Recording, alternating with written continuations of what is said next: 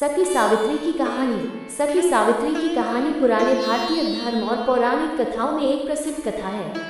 ये कथा महाभारत महाकाव्य में भी प्रस्तुत है।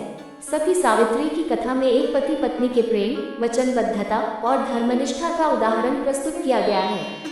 कथा के अनुसार सावित्री एक बहुत ही सुंदर, बुद्धिमान और धार्मिक स्त्री थी।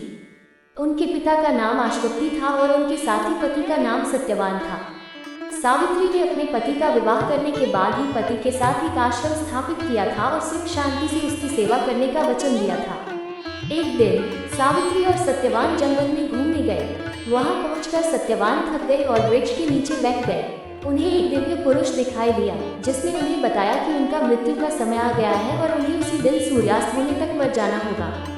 सावित्री ने इस समाचार को सुनकर बहुत व्यथित हो गई, लेकिन वह अपने पति को खोने की बात स्वीकारने को तैयार नहीं थी। उन्होंने यमराज को आक्रोशित किया और उन्हें अपने पति की मृत्यु को रद्द करने के लिए प्रार्थना की। यमराज ने सावित्री की भक्ति को देखकर उन्हें एक वरदान दिया कि उनका पति जीवित रहेगा, लेकिन सत्यवान की आयु कम हो जाएगी। सावित्री धन्य हुई, लेकिन वह फिर भी अपने पति को खोने को तैयार नहीं थी। सावित्री ने अपने पति को उठाया और उन्हें घर ले गई। उन्होंने अपनी तपस्या, प्रेम और विवेक की शक्ति का प्रदर्शन किया और यमराज धर्मराज धर्मध्वज के रूप में प्रदर्शित हुए। धर्मराज ने उनकी प्रशंसा की और उन्हें अपने पति की आयु बढ़ाने का वरदान दिया। सावित्री और सत्यवान दोनों खुशी से जीने लगे और वे एक दीर्घकाल तक साथ रहे। सत्यवान की जीवन काल बढ़ गई और उन्होंने अपनी पत्नी सावित्री के प्रेम, समर्पण और धर्मार्थ को अत्यधिक महत्व दिया।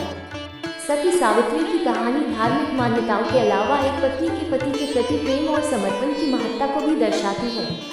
ये कथा धार्मिकता, प्रेम, वचनबद्धता और सामर्थ्य के महत्व को संक्षेप में सुनाती है। सावित्री को एक पत्नी के रूप में उत्तमता का प्रतीक माना जाता है और उनकी कथा हमें नैतिक मूल्यों का आदर्श प्रस्तुत करती है।